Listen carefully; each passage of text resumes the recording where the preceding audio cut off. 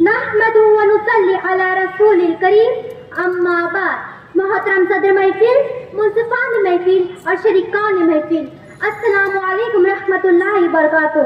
اہل منطق سر بسجدہ رہ گئے، اہل منطق سر بسجدہ رہ گئے، پڑھ لیا جب فلسفہ قرآن کا۔ نوٹ فرمائیے، آج کی اس محفل سخن میں میرا موضوع سخن ہے، کوئی بھی صحیفہ دنیا میں قرآن کا رتبہ پا نہیں سکا۔ مکرم سامعین، اسلام دین فطرت ہے اور قرآن اس دین مبین کا دستور۔ حضرت آدم علیہ السلام اس دنیا کے پہلے انسان بھی تھے اور پہلے نبی بھی۔ آج سے انسانوں کی نسل بھی چلی اور نبیوں کی آمد کا نورانی سلسلہ بھی۔ یکے بعد دیگرے تشریف لانے والے نبیوں اور رسولوں کو اللہ رب العزت نے آسمانی صحیفوں اور مبارک کتابوں کا نزول فرمایا۔ سب سے آخر میں امام الانبیاء سیدنا حضرت محمد صلی اللہ علیہ وسلم کا نورانی وجود اس دنیا فانی کی زینت بنا۔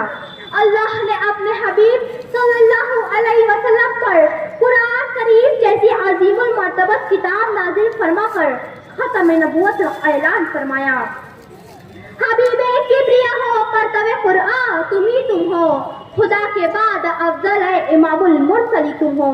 شریکان بزم، قرآن عظیم کے مبارک نزول نے سابقہ ساری آسمانی کتابوں اور صحیفوں کو منسوخ کر دیا۔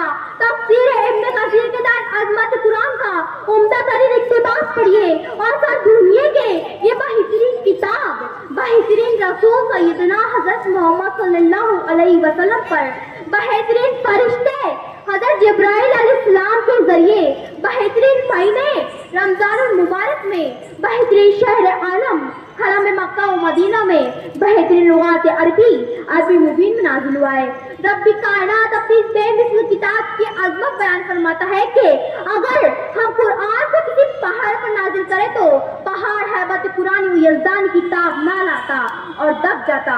سامعین مکرم، اللہ نے ہر جاندار جسم کو روح عطا فرمائی ہے۔ روح یہ اللہ کا امر ہے، جسم کی بقا کے لیے روح لازمی چیز ہے۔ وسیع و عریض کائنات ایک جسم کی مانند ہے جس کی روح یہی قرآن ہے، جسے تغارو دلوں میں ایمان و ایمان کی شمع روشن کی یہی وہ قرآن ہے، جسے کفر کی تاریک وادیوں میں انوار کی بارش کی یہی وہ قرآن ہے، جس نے الحاد کی بنجر زمینوں کو توحید کے گلستانوں میں تبدیل کیا یہی وہ قرآن ہے، جس کی پرنور آیتیں لاکھ عداوت کے باوجود قلب کی تسکین کا سامان بن گئی۔ کرنے اول کا اس زمانہ دیکھیے، ظلم ڈھانے والا خطاب کا بیٹا عمر آیات قرآن کی کتاب نہ لا کر مشرف با اسلام ہوا اور اپنی خودی درجہ بلند کر گیا کہ زبان رسالت میں اعزاز بخشا۔ اگر میرے بعد کوئی نبی ہوتا تو وہ عمر ہوتا۔ نفرت کے زیر سایہ کانوں پر ڈوسنے والے طفیل دوستی جب قرآن کریم کی آیت سننے کی سعادت حاصل کرتے ہیں تو اپنی عقل پر ماتم کرتے ہیں۔ اس طرح ذہین و فقیر ہونے کے باوجود وہ حیدر کے دبستان سے دوری کیوں بنی رہی؟ شاہ نجاشی حضرت عیسیٰ علیہ السلام کی شخصیت پر بدعقیدہ ہونے کے باوجود قرآنی آیات سنتے ہی اپنے ہزاروں درباریوں کے ساتھ چیخے مار کر روتا ہے اور آنسوؤں سے داڑیاں بھیگ جاتی ہے۔ نفرت، عداوت اور ظلم کے امین مشرکین مکہ رات کی تاریکیوں میں آپ صلی اللہ علیہ وسلم کی نماز میں کی جانے والی تلاوت چھپ چھپ کے سن رہے ہیں اور مخالفت کو بے وجہ اپنے عمل سے خود جھٹلا رہے ہیں۔ توحید کا جمال خدا کی کتاب ہے، الحاد کا زوال خدا کی کتاب ہے۔ اے مومنو، ہماری شریعت یہی تو ہے، ایمان کا کمال خدا کی کتاب ہے۔ محترم حاضرین، قرآن ایک معجزہ ہے، اس کی معجزاتی تفسیر بیان کرنے کے لیے ایک زمانہ چاہیے، اس کی معجزاتی تفسیر بیان کرنے کے لیے ایک زمانہ چاہیے۔